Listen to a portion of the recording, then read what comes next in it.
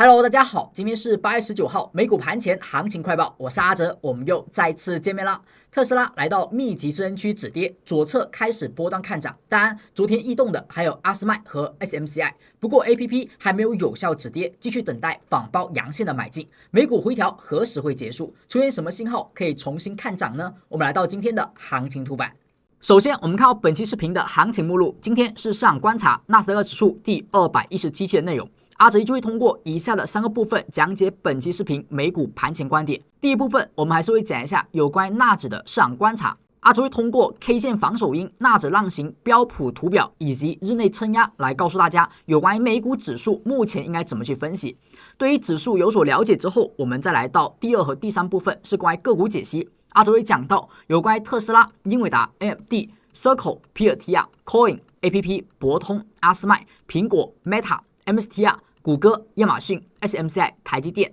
以及 Core 位等以上个股短线和波段上趋势以及关键点位的解析，希望对您能够有所帮助。在开始正式内容之前，阿哲依旧有一个温馨提醒：如果您是新同学，首次来到阿哲频道观看视频，您会发现阿哲视频当中的目录是偏多的，所以涉及到的标的会导致阿哲视频一般也会偏长。不过阿哲也知道您不是每一只标的可能都感兴趣，所以阿哲把所有内容都整理成了时间轴，放在了我们播放按钮旁边这一个小三角的地方。点击之后，你会看到本期视频所有内容都进行了切分，而后您只要点击最想观看的内容，就可以快速的跳转。希望这一个设置能够解决您部分观看的烦恼，能够节省您部分时间。那么接下来我们来到第一部分。第一部分阿哲还是会复习一下反手阴线。如果您是老同学已经学会，那么可以不必在这里去停留，可以跳转到下一部分去观看。如果是新同学，那么一定要认真学习了。防守阴是最新所产生的一种阴线，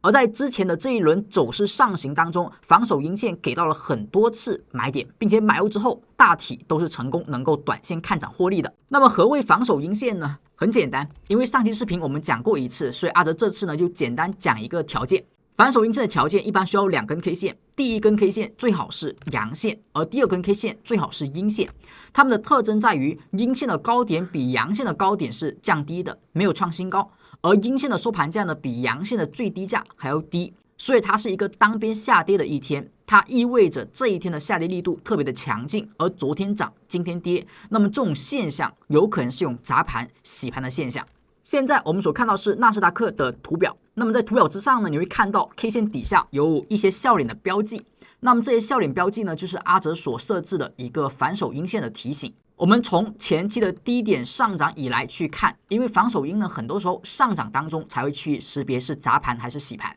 下跌途中很多时候就是空方的一个信号。那比如说像这个地方，昨天为阳线，今天为大跌，那么这种下跌 K 线，它只要高点能够被收盘突破，那么则作为短线的看涨点，特别是趋势还是上升趋势的情况下。我们再看到这里，股价下跌出现笑脸，说明是防守阴，昨天为阳，今天为下跌。那么如果是阴线会更好下跌的话假阳线也行。它的高点是不是没有创新高？低点收盘是比昨天低，所以这天高点能够被突破，那么短线看涨。包括这2个笑脸也同样的，只要突破，那么短线看涨。一般你的止损位可以放在防守阴的低点，亦或者是它的高点。那么看大家的风格是保守还是激进。像这根 K 线也是防守阴线，在收阳突破之后看涨，防守阴收阳突破看涨，防守阴收阳突破短线看涨。所以前面上升趋势当中，每一次防守阴的高点突破基本上都有利润可以获得，除了这一次收盘突破之后第2天跌落去止损。当然如果你的防守位放在它的低点是没有打止损的。那么在上升趋势当中用防守阴线可以比较好的去把握到回调的买点。那么在这一次又再次产生了，昨天为阳，今天为阴，阴线高点不创阳新高，而后阴线收盘打破了阳线的低点，那么这就是一个防守阴线。防守阴后的买点我们在上期视频讲过，就是收盘价把阴线高点给吃掉，那么这作为再次的短线看涨点。那么美股市场从股指来讲，从纳指来讲，怎么去重新构成看涨呢？很简单，把这根阴线的高点吃掉，那么就短线再次看涨，调整结束，上涨开始。以上就是对防守阴线的复习，希望以此能够对您有所帮助，特别是对于新来的同学。第2部分我们讲一下纳指的浪形，同时也会讲一下标普的图表。目前你所看的是纳斯达克指数的浪形分析。对于当前的这次上涨，阿哲呢依旧是认为市场在寻找一个比较大级别的五浪的高点。那么这五浪高点会不会已经形成？我们无法去明确，因为最近的调整虽然说在下跌，在遇阻回落，但整体的力度是不强的，说明空方目前是没有动静，而多头呢也只是保持一个惯性的下跌，没有很明确的这种下跌阴线，甚至连左边这根阳线的低点都没有去跌破。这是我们昨天在直播时有讲过价格行为的分析。而从空间的角度来讲，它的支撑往下看可以看到哪里呢？可以看到21,457.48，也就是关头阴线的高点，左边的这个高点被突破的高点。再往下还有一个21,289.8，它呢是曾经我们的浪形预测当中用浪一的范围去求得的0.618的距离，而这个距离呢，每次被突破的压力会转为支撑。所以当下底下的这个灰色区间就是我们所看到的临近的支撑区了。那么这个支撑区如果股价依旧惯性下跌，没有突破防守阴线的高点，而是继续回落，那么这里要寻找一些止跌的买点。如果这里被很快的阴线贯穿，那么就说明调整开始有点危险，可能不单纯是一个调整，那么五浪高点的可能性将会慢慢的变大。而在这个灰色区间没有被有效跌穿之前，这个五浪高点它应该只是暂时的，很容易会有再次的新高。同时我们看到左下角的行情广播，这是8月18号阿哲在盘前所发布的文字广播。这个广播呢，只要您是我们的订阅粉丝同学，特别是刚订阅阿哲的同学，那么您就能够在未来的一段时间之内免费领取到这条广播，这是粉丝订阅的其中一个福利。也感谢大家在今天观看视频时所点的每一个订阅。昨天阿哲有讲到，纳指呢目前底下有一个支撑区，而反手阴线呢在周五出现，所以短线来讲是要规避下的。因为防守阴线除了突破高点有买点之外，它本身象征的下跌力度比较强，所以短线依旧要小心。这是一种空方的下跌 K 线，只有在突破防守阴线的高点之后，才能继续短线看多。而在日内呢，30分钟的纳指已经转为了空方飘带。我们更加稳健的买点应该等它转为紫色飘带之后去寻找，这是在小级别30分钟的分析，我们等待趋势走好之后再去看待买点。那么目前最新的飘带有没有转变颜色呢？我们来看一下，当前你所看到是纳斯达克指数它的30分钟图表。那么图表上呢，你会发现自从防守阴出现下跌之后呢，它把这个飘带紫色的飘带为中短期的多头趋势，被打成了中短期的空头趋势黄色飘带，这也是昨天阿哲盘前广播所讲到的。那目前这个飘带是没有转变颜色的，所以当下的趋势来讲，它依旧是中期的看空，或者说中期的偏空趋势。只有飘带转为紫色，开始回踩不跌破飘带，才能够转为中短期30分钟的看涨趋势。所以当下的走势来讲，从短线来看有点上扬，但是从趋势角度来说，它完全还处于空方飘带。那么这个上涨就先以反弹看待，而不能够去太过于激进的右侧找买点。这是美股指数上从30分钟可以看到的趋势解析。而接下来我们再看到标普图表。标普呢有一个特殊的信号在昨天出现，是九转的信号，叫神奇九转，也叫 TD9。九转呢，阿哲就不在这里去一一的去解析它的出现是怎么形成的，这个知识点是怎么样的。以后有机会我们在内部课程去给大家去讲解。这个指标呢是大众指标，每个同学手中应该都会有，你只要输入神奇九转应该就会有。那么九转指标一旦出现，它一般意味着上涨时容易遇见滞涨点。比如说标普曾经这里出现了1到9，那么9号 K 线的高点低点我们要注意它的区间，当它不能被有效突破时，一般意味着它容易震荡，甚至呢是调整。那么像这里是不是又出现了9？好，这个9的位置低点呢是没有被跌破的，而后高点呢第一次突破没有有效回落之后再次突破，走出了上扬。这个神奇九转的9要小心一种情况，就是9号 K 线的低点被跌破。当9号 K 线的低点被跌破，那么这个时候说明这个调整会容易产生，这里容易是真正的衰竭点。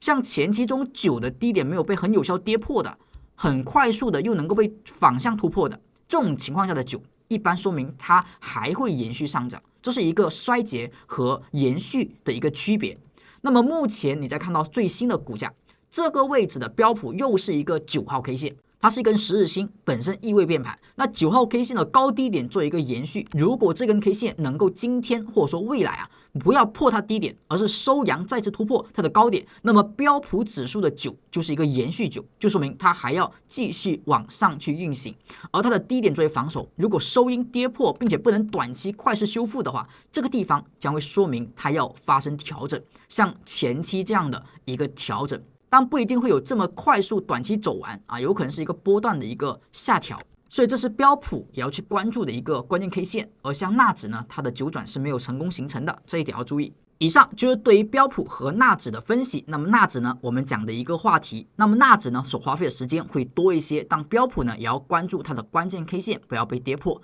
希望以上内容能够在指数上对您有所帮助。听到这里，如果您是一位老同学，甚至是财生同学，那么不要忘记为阿哲视频点上一个照常的点赞小红心。而如果您的时间相对宽裕，阿哲也希望您能够点击下方的评论区留下您一句宝贵评论，或者是建议。当然，如果您是一位新同学，首次观看阿哲视频，那么当您学习有所收获的前提下，可以点击阿哲视频底下这一个订阅按钮。在点击之后呢，会成为阿哲讲 G 频道的粉丝订阅观众，它会显示已订阅。而后您再点开这个铃铛，那么未来阿哲的每一期视频在更新之后啊，您就会第一时间收到系统通知，不会落下每一节课程。而这个铃铛呢，是只有粉丝同学才能够点开的，是一个独享的一个权益。接下来我们来到第3小节，日内撑压。所谓日内撑压呢，是阿哲会把每一天的日内的关键支撑和压力位告知各位，在盘前广播当中一般也会去提及。那么在后续的个股解析当中，阿哲也会把今天本周周二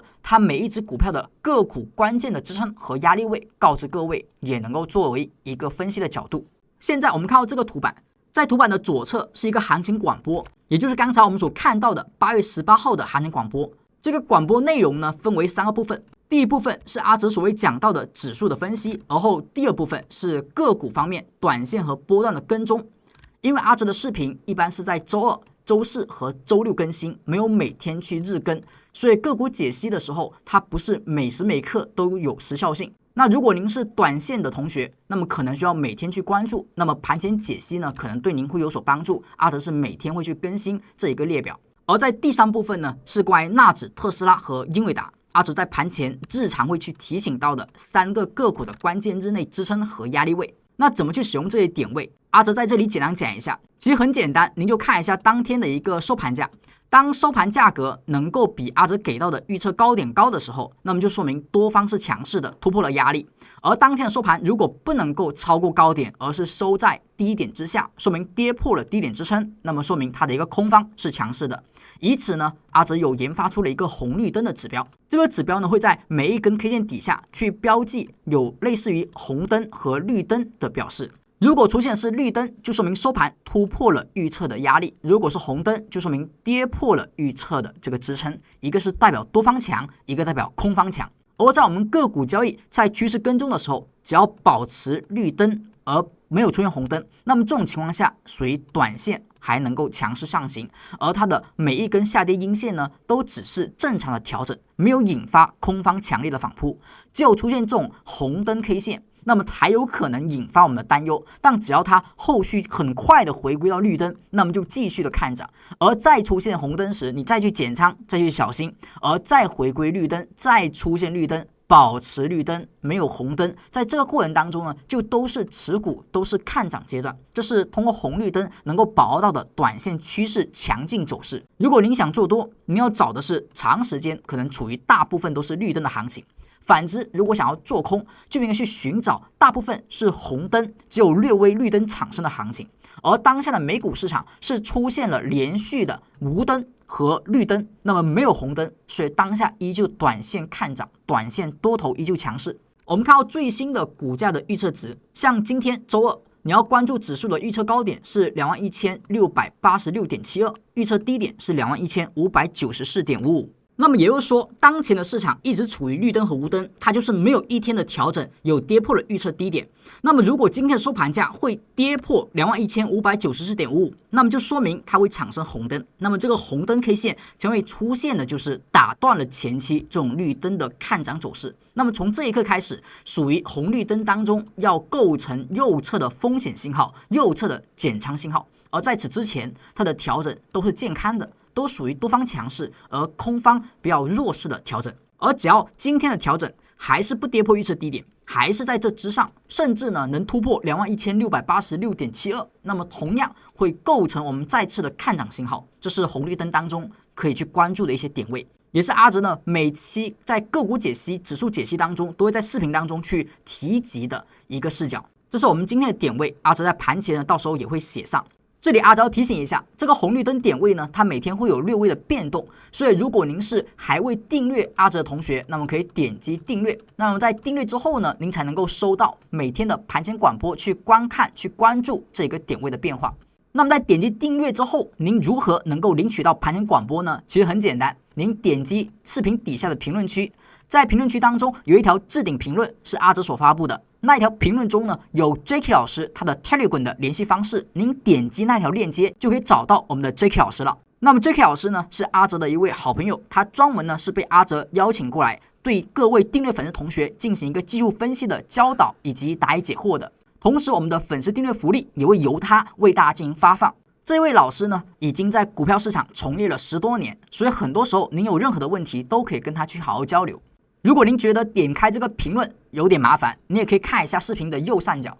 有一个感叹号，点开那个感叹号，您也可以找到 Jacky 老师。在这里阿哲呢强调一下，我们的福利呢有2种。那么刚才所讲到的是阿哲觉得可能最微不足道的，就是第一种福利叫做盘前解析，阿哲的一个文字广播。这个广播呢最多是为大家可能可以去跟踪阿哲的一些观点和一些知识点的一些文字的解析，但这个解析阿哲觉得它只能帮你一时啊，不能帮你一世。所以我们还有另外一重福利，是您点击订阅之后，阿哲希望您更应该注意的就是个人的修行。阿哲会让 Jacky 老师为大家分享很多进阶知识，以及阿哲呢不公开对外讲解的一些内部直播课程。阿哲和阿哲团队老师会为大家去进行讲解更加进阶的技术分析课程。而阿哲觉得福利2才能够真正的让你得以成长。而这些课程我们是每月都会有不同主题，每周会有不同的课程为大家去进行提供，只要您是订阅观众，那么都可以参加。大家可以看一下本周的课题，本周的课题呢叫做多空重构利润保卫战。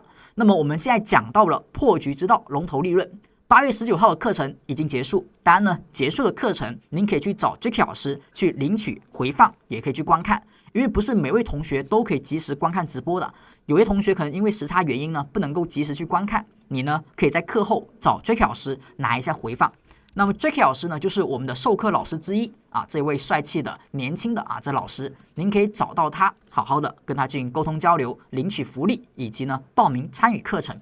像明天8月20号香港时间早上10点，还有我们的龙头利润一柱千金啊，后续呢有神龙摆尾、擒龙快准狠以及强龙暴涨数等等课程会在本周进行举行。希望大家在本期视频订阅阿哲的同学能够及时的去参与，不错过每一期更加精彩的内部课程。以上呢就是对于指数方面的分析，我们讲了纳指，讲了标普，同时也给到了今天重要的点位。那么接下来我们来到第2部分，阿哲会讲到有关于特斯拉、英伟达、AMD 的分析。那么接下来我们看到第一只标的是特斯拉。目前我们所看到是特斯拉的图表。那么在特斯拉图表当中呢，你会看到170天均线目前呢是在回踩之后有所止跌，出现了一根上涨阳线。我们前期说过，它处于一个三角形的整理当中，而后在之前出现了连续的强势上涨，把这一个上沿的趋势线给它突破了。那么突破之后，目前出现回踩，而回踩过程当中是不是出现了有所止跌的状态？在上沿趋势线附近有震荡，这一天跌破了，而后第2天立马收回，说明趋势线呢当下还是有所变化的，有点从压力变成了支撑。所以从这个位置开始，我们可以认为它来到了一个支撑区域附近。那么左侧开始要注意看涨机会，但右侧的话呢还早，因为右侧它出现的是什么 K 线？是一个价格的运线啊。昨天这一根 K 线阳线，它呢在我们上周周五这根阴线的实体或者说整体的区间之内，所以它是一个运线。那么这种怀抱线价格走势的方向，一般右侧来讲是突破阴线的高点，然后确定选择向上。那么这里呢是还没有的。而后我们再通过资金和动能上讲一下目前的短线的变化。不过在讲解之前，阿哲依旧呢要为新同学去拆分一下阿哲的分析体系。如果您是老同学，那么可以直接跳过这一部分。我们看到这一个图板，阿哲的平时用于个股的分析体系当中呢，会讲到 K 线趋势和资金，在后续的10来只个股当中，阿哲都会这么去分析去解析。阿哲正常来讲会建立在趋势的角度中去找一个买点，比如说如果趋势是向下的，阿哲可能会去寻找反弹时的做空点；如果趋势是向上的，一般我们更加乐意找到上涨时的回调做多点。那么建立以此，阿哲呢会用一些指标来去研判当前的趋势，比如说价格走势如果出现的是紫色带，那么就是波段看涨；那么如果是黄色带，就是波段的看跌。170天均线如果是向下的，那么说明中长期趋势向下；如果是走平向上，则说明170天均线中长期有所改变，甚至可能会转为向上看涨。而这就是通过指标来去研判趋势的一个方式。那么在 K 线上，阿哲会用红绿灯以及呢这些颜色 K 线来去寻找买卖点。比如说黄色 K 线一般说明短线和波段容易进入到一个滞涨区域、超买区域，像蓝色 K 线和白色 K 线，那么则说明在短线波段上容易进入到一个超卖、超跌的区域。阿哲也喜欢在趋势上行时去找到一些超跌买点，像底下的这个绿柱和红柱，那么我们所看的黄色块以及白色块，只是说明在资金上它可能处于低位和高位的一些情况。那么这呢，在未来我们也会用到。在了解了这一套体系之后，我们来看到特斯拉的解析。我们可以看到特斯拉最近的行情走势当中呢，出现了黄 K 和蓝 K。蓝 K 呢出现在这个地方，那么蓝 K 出现时，我们更加要在意的是它后续能不能突破蓝 K 高点。如果突破蓝 K 高点，那么蓝 K 整体的区间作为支撑，那么当时这里就是短线的超跌。而黄色 K 线产生的时候呢，你要小心找到一些卖出信号。那么这里的黄 K 曾经消失之后出现了大跌，这里上涨，黄 K 出现，黄 K 消失，出现了调整。那么之前这个黄 K 出现下跌时，我们也是有提醒过，小心它的调整风险。而在往下调整时，我们看到它的170天均线和它的一个紫色带是不是都算是一个支撑啊？而股价在它之上出现了回调，那回调到这一个区间附近，就属于一种共振的密集的支撑区，所以价格在这里出现反弹呢不意外，但是我们要去确定它这里是否真的有效止跌。而我们看到在 K 线的角度，那么特斯拉从前期低位调整而后上涨以来，它都是绿灯或者说无灯状态，它并没有出现一根红灯，哪怕最近调整也没有红灯，所以它当下的调整都属于正常范畴。而它再次出现了绿灯呢，说明股价在这里多头再次占优，所以在飘带附近，在170支撑附近所产生的绿灯，它是可以作为一个提前的看涨点。只是在右侧的角度，它的 K 线没有出现突破有效，所以在右侧角度还需要继续关注，但左侧已经有绿灯看涨买点。那么在这里，我们更加希望它能够保持绿灯，那维持绿灯，不要出现红灯。所以我们看到今天的预测值，你今天要关注的是预测低点332.375，而高点的压力是339.055啊，关注这两个数值。如果今天在绿灯之后立马跌破332.375，那么会同时再转为红灯，那么绿灯转红灯就是风险信号，这个时候啊你就要撤退了。所以这里呢为左侧买点，而如果出现红灯呢，则立马要把这种试错买点给卖掉。而右侧买点呢是股价收盘价把左边阴线高点给突破，那么这作为右侧再次看涨点，这只能说提前的去看涨。以上呢是关于特斯拉的解析，那么接下来我们看到英伟达。在英伟达的图表当中，我们依旧会看到这个前期的支撑压力位是178.54，在这个区间附近呢，它发生了震荡，而震荡的上沿是谁呢？是这一个阴线的高点。我们看到很多，不管是纳指标普还是道琼斯，它的前方的这根阴线的高点其实都突破了。而英伟达呢，当下一直在震荡，可以说明它在等它财报的一个公布情况，而后选择方向。那么对英伟达，你要不要提前去赌它的财报方向呢？那关于这一个方面，阿德是不太建议的。所以很多时候呢，我们就进行一个规避，毕竟它已经震荡很久了。我们再通过资金和动能上看一下短线的表现。目前所看到是英伟达的短线图表，在图表当中，我们会看到前期这个红灯转绿灯是不是在飘带附近出现了看涨信号，而这个看涨信号其实它一路向上啊，都是一个绿灯，都没有红灯，直到呢在上周周五出现。好，这里呢走为红灯是要小心的。那么红灯第二天，也就是本周周一又出现了绿灯 K 线，那么红灯转绿灯在飘带附近，所以当前的英伟达短线上是看涨的，但因为财报发布将至，所以这个看涨点是否参与就看个人了。阿哲只能告诉你，从技术面上来讲，这个地方是绿灯再次看涨点，而因为飘带它比较临近，所以从技术面上来讲，波段看涨，短线看涨，并且位置是偏低的。在波段角度来说，我们再看到它的预测值，关注今天的预测值呢是低点支撑 181.3， 高点的压力是 183.647 啊，关注这两个数值。以上是英伟达的分析，那么接下来我们看到 AMD， 目前所看的是 AMD 的图表。在上周我们有说过187呢作为关键的压力，而后冲高回落没能突破。在回落过程当中，阿哲呢简单画了一个向上的一个趋势线，而这条趋势线呢最近也算是被多次的回踩了，所以应该还是有效的。在最近在上周的回调当中，是不是也在靠近这个趋势线啊？基本上今天再调一调，也就碰到这条趋势线附近了，所以当前来讲还是可以的，它的趋势还没有出现问题，除非在这里出现有效的下破，而不能够站回，那么这种情况下是风险，而当下就还没有到那一步。底下的支撑区呢，还有一个 168.56 啊，之前呢出现了回踩，然后再次的突破，在上行。那么这一次回调，那么在这个区间附近，也可以认为是一个相对有效的趋势良好过程当中的一个支撑区。而假如这个支撑区它没效啊，或者说被很容易的跌破，那么这里就说明趋势要出现问题了。在此之前，趋势还没有问题。而我们再看一下它的短线方面。从红绿灯的角度来看，前期呢这里是一个红灯转绿灯，然后股价上涨；这里呢是一个绿灯转红灯，股价呢出现调整。调整的时候，昨天是一个类十日星啊，当时有一定实体踩了一下飘带，然后止跌。但是不要因为止跌就买进，我们要因为启动而买进。在止跌的同时，能不能第二天能够收阳线反包，或者说能收强势的绿灯 K 线呢？它有才能够确定它是一个止跌了。目前呢还是红灯的范围，所以底下有支撑，但是还未启动，只是单纯的有一些日内止跌而已，不能够因此作为买点。我们最好今天能够有明确上涨阳线，才能够去看涨。看到今天的预测值，低点的支撑是 173.032， 高点的压力是 177.468 啊，关注这两个数值。那么以上内容就是关于特斯拉、英伟达和 AMD 的分析，而接下来我们来到第三部分。第三部分呢会讲到许多个股标的，所以阿哲呢是不会像前面几只标的呢会讲的那么详细，我们更多的会讲一下它的趋势啊、关键 K 线以及关键的日内撑压，来为大家提醒部分的机会和风险，希望对您也能够有所帮助和思考。那么第一只标的，我们看到 Circle，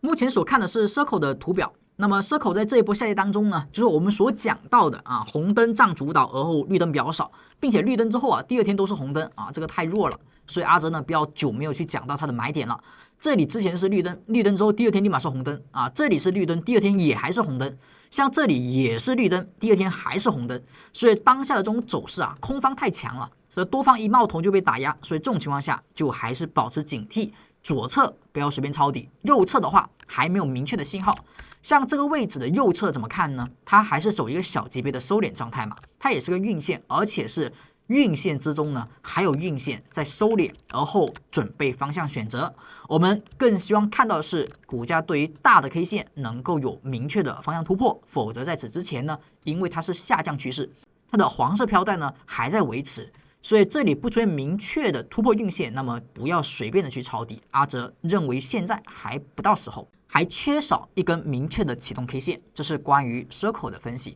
我们再看到它的预测值，今天看到它的预测低点是 137.415， 而高点的压力呢是 145.515 啊，关注这两个数值。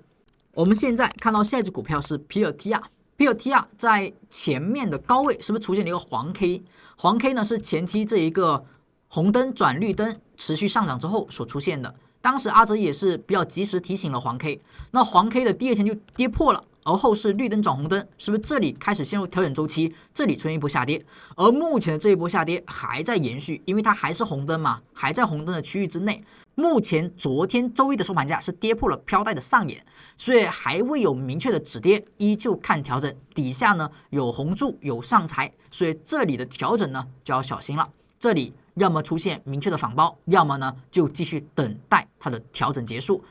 至少要有一个绿灯出现，才左侧呢引发关注。如果能够有反包出现，在右侧才能去考虑是否买入，而当下还早。看到预测值，低点的支撑是169.455，而高点的压力呢是175.965啊，关注这两个数值。我们看到下一只股票是 Coin 的走势呢也挺强劲的，至少在几只跟加密货币有关的个股当中呢，它还算是比较强劲的，比较砍跌的。前期呢在红灯转绿灯之后呢，最近是一直保持绿灯，或者说它保持在一个多头的走势，没有出现红灯，所以还是不错的。那昨天这根 K 线呢是属于一种刺透的方式啊，低开高走，刺入了阴线一半以上啊，所以这是一个看涨形态。目前的 Coin 属于一种在回调时出现了止跌信号。而这个止跌信号搭配绿灯，所以属于右侧也能够有所启动看涨那种形态。这里能不能买进呢？阿直觉得可以，但是呢只能说短线吧，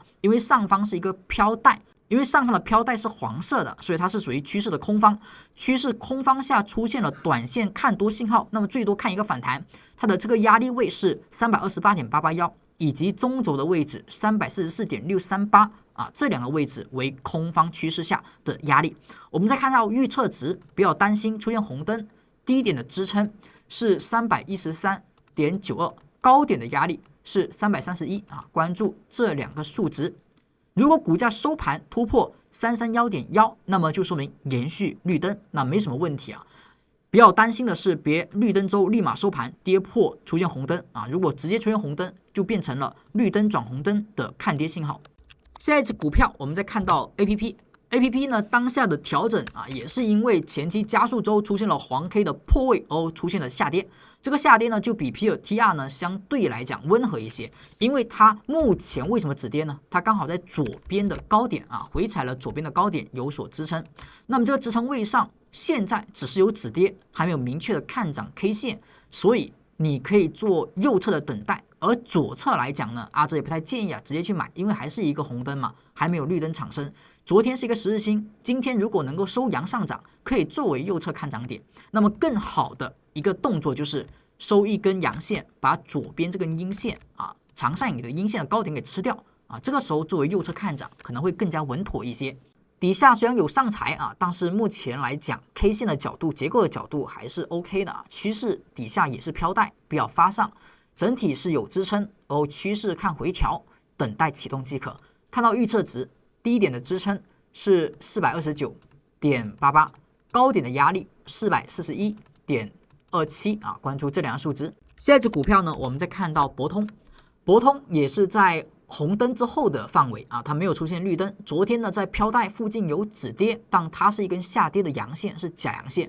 那出现这种 K 线之后一样当阴线来使。它在飘带附近是吧？那么依旧等待收阳，能够反包昨天的高点，我们再看涨。在没有出现反包之前，或者说没有绿灯它连绿灯都没有之前呢，哪怕有支撑，也一般不作为买入信号，只能说去关注而已。我们看到今天的预测值，低点的支撑呢是298.795这是短线的，而飘带呢是中期的，高点的压力是305.965关注这两个数值。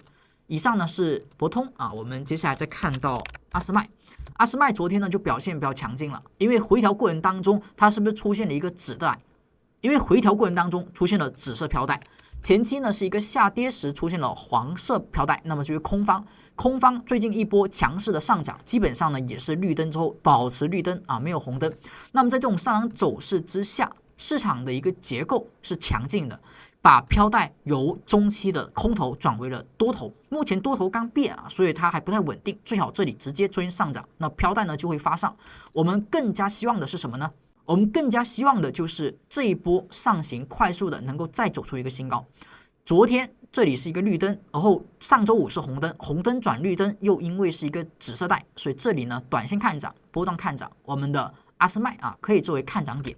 像这里是一些黄 K， 说明它是一个调整的风险有可能出现的信号，防守位就是在这里。这一天如果作为买点，那么前面我们这根黄 K 的低点作为短线的防守，跌破之后就先离场，等待飘带支撑有效再重新进场。而如果没跌破这个黄 K 低点，就在这里持续看涨。我们看到今天的预测值，今天的低点支撑是743.495。而高点的压力呢是752.055好，这两个数值是今天的关注数值。然后这里阿哲要提醒一句，有一些个股呢出现了买入信号，然后呢，你依旧要关注指数的环境。如果指数呢没能够止跌，而是继续出现下跌，甚至呢是红灯 K 线啊，快速的下跌，那么很多时候个股的一个环境，哪怕有短线看涨，它也有可能被连累啊。这一点是要先提前为大家去告知的。所以很多时候关注指数环境，然后去操作个股。如果你想要更加安全一些，你可以等指数止跌启动之后，再去找提前启动的某些个股，比如说特斯拉，比如说阿斯麦等等个股。那个时候再去操作，其实也不会晚。现在呢，就有点提前啊，相对的提前去买进。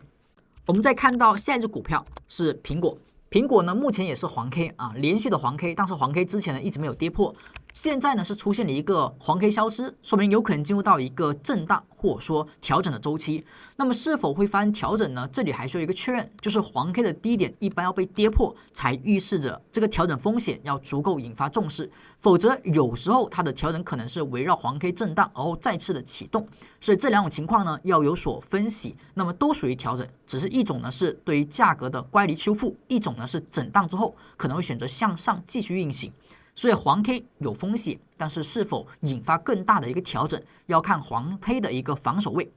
目前呢，依旧还是保持绿灯的，没有红灯，所以你也可以看一根红灯的开始出现，然后去看调整的出现。我们看到预测值低点支撑，目前看到 228.995， 而高点的压力呢是 232.005 啊，关注这两个数字。我们再看到下一只股票是 Meta 这里呢是再次出现了一个红灯 K 线。前期这里呢是产生过一次绿灯转红灯啊，这是一个看跌信号啊。我们说过，如果是出现了绿灯转红灯，就小心风险；红灯转绿灯，注意机会；绿灯转红灯，短线呢小心风险。目前呢依旧保持在一个红灯的范围，所以呢依旧是风险区间，没有出现绿灯和价格反包之前，我们依旧小心它的风险。它上方有一个缺口啊，这是一个比较强力的下跌的体现。说明 Meta 呢，在这一个短线下跌当中呢，昨天是比指数跌的有点更强一点。我们看一下预测值，低点的支撑是 752.34， 高点压力 771.59 啊，关注这两个数值。接下来我们再看到下一只股票是 MSTR 呢就比 Coin 要弱一些了。那么 Coin 的话呢，还有一个穿透啊刺透形态。而像 MSTR 呢，它是一个假阳线啊，假阳线的话会不会见到真底呢？这个我们要看一下后续的价格反馈。它除非今天能够反包，然后结合呢左边有我们的一个蓝色 K 线的支撑位，那么才能够作为可能性的破底方的买点。比如说今天收一根阳线反包，同时收盘价站上了这个蓝色 K 线的低点，那么说明这里可能是一个破底方的假跌破，那么以此呢去作为买进，去博弈超跌反弹，这个思路是可以的。防守位呢，就可以用蓝 K 的低点啊，继续呢做一个防守。那不跌破之前，以破底方假跌破来去看待，但前提是要有这么一根阳线反包出现，否则今天继续收跌，那么就依旧不要去随便的买进抄底。这一波下跌还是比较强劲的，上方有个缺口，目前缺口的位置和飘带的位置到时候会重叠，所以这里将会是一个共振区域。如果超跌反弹，这个缺口的位置将会形成一个强势的强压力区。我们看到它的预测值。今天的预测值高点压力是 365.583， 低点的支撑呢是 356.027 啊，关注这两个数字。我们再看到下一只股票是谷歌，谷歌的话，它的170向上，然后飘带呢也是向上的，跟我们的英伟达等个股啊都是差不多的趋势上行。那么它最近如果没记错的话，这昨天的 K 线是一根神奇9短 K 线，那么这根 K 线也一样的，跟标普同样的对待。低点支撑，高点压力，如果继续能够新高，能够收盘突破，那么延续9转向上，延续看涨。如果今天的收盘价，如果在后续是收盘跌破它的低点，有效跌破啊，没有跌破之后快速站上的那种，那么这里呢就看调整的延续，调整的继续。而目前从短线来看，前期这一个红灯转绿灯，直到目前为止，它依旧是一个绿灯的范畴，它没有出现红灯。所以看一下今天的预测值，低点支撑 202.485， 而高点的压力 205.215 啊，关注这两个数字。如果收盘价跌破 202.485， 那么它就会产生红灯，结合9转 K 线，那么这里的调整风险还是有的。我们再看到下只股票是亚马逊。亚马逊呢，在这一波上涨当中，也走出了跟阿斯麦一样的强势的反弹啊，它呢是触及到了107天均线的支撑，而后蓝 K 突破，这里是不是运线上破？而后出现上涨。当时我们也是有强调过，这里呢有一个抄底机会，底下的飘带还没有转为一个紫色带。但是这波调整只要不是很快速的下跌，基本上也会在触及的时候变成了紫色带，所以这个趋势没有什么问题啊，只是走为了一个震荡，因为前面的大跌啊，走为了一个震荡而已。目前是有一个黄色 K 线，说明短线走到这里啊，它是一个风险，但是还没有消失，黄 K 低点也没有破，所以当下来说有风险，但是没有产生风险的出现和延续，底下呢有支撑，而且很容易呢转为紫色带。这里的支撑呢是225附近啊，所以这是个波段的支撑加上缺口，那么这里是一个强支撑区，跟 MSTR 呢反过来。那么当下你从波段来看还是能够看涨，而我们从红绿灯来看呢，当下也是一个绿灯的范围。再看到预测值低点的支撑是229.91，高点的压力是233.49啊，关注这两个数字。我们再看到下一只股票是 SMCI。SMCI 是在连续性的低位震荡蓝 K 之后啊，昨天出现了一个反包 K 线，而且是绿灯，所以当下的走势处于一个低位震荡后区间的上破，那么就波段看涨，或者说它是一个能够认为是一个抄底超跌反弹的一个地方，而离上方的飘带和这个缺口的位置可以作为第一个超跌反弹的一个区间。这个飘带的下沿是多少呢？是49.563。那么这个缺口的上沿呢，是这根 K 线的高点48.82啊，差不多这个区间是一个强压力区。那么从这里能不能走上来呢？我们可以去关注，至少目前走出了反包，蓝 K 消失是一个买点，而我们的防守位呢，一样的把蓝 K 这个低点作为防守，那这一天为买点，后续看涨，目标位呢就是在这附近，它这个盈亏比整体还是合理的，大概能够有个3:1。我们看一下，今天呢不要出现红灯啊，如果有红灯的话呢，也算是一种要逃跑的信号了。低点支撑今天是45.52，高点的压力是46.98啊，关注这两个数值。我们再看到下一只股票是台积电。台积电的话，它的飘带呢是在收窄的，虽然整体趋势还是一个紫带，但飘带收窄就说明它走为了震荡，它没有像之前那样子那么强势，那么单边的一个趋势上行，目前是一个震荡。多头在走弱，随时呢会变成黄带啊，稍微跌一跌，可能就变黄带了。目前这个震荡当中呢，能不能操作，是否去操作，看个人，这里不太好看。它的多空之间的博弈呢，相对来讲是比较剧烈的。这里刚走为红灯啊，稍微调一下就又绿灯了，前面呢一绿灯就调整，这里一红灯就见低点，所以整体震荡行情当中呢不太好把握。那么这里左边又是个关头阴线，当前只能看反弹。我们看一下预测值，低点的支撑是240.7，高点压力是243.567。这个地方什么时候会脱离这个震荡呢？至少把关头阴的高点给有效吃掉啊，才能回归趋势。否则在这个区间之内啊，就是走一个震荡行情了。跌呢可能空间有限啊，涨呢这个更有限了。我们再看到下一只股票是 Coreaway， 它呢目前还是处于一个蓝 K， 而后有一个什么红灯的 K 线。所以蓝 K 加红灯，那么就依旧处于风险信号。像前期这个高位出现了当面上涨之后，这里是不是产生了黄 K？ 而黄 K 后呢是一个绿灯转红灯，所以这是一个风险多重信号的叠加，所以这里出现了调整。目前有蓝 K 啊，有超跌，但是没有止跌，没有启动，你至少要等待蓝 K 消失、蓝 K 突破吧。前面这里蓝 K 消失、蓝 K 突破是吧？至少要等待这种信号，蓝 K 消失。蓝 K 突破啊，但是突破的时候呢是阴线啊，一般不作为买点。好，这里呢蓝 K 消失，蓝 K 突破才能够构成看涨点。而后飘带呢是比较窄的，它呢也容易出现反转，所以当前的这个走势还好啊，整体来讲呢，它还是有超跌的信号，只是缺买点而已。我们看下今天的预测值，低点的支撑是93.145，高点的压力是100.355啊，关注这两个数值。以上就是8月19号美股盘前行情快报，希望对您能够有所帮助。更多精彩视频，我们下期再见，拜拜。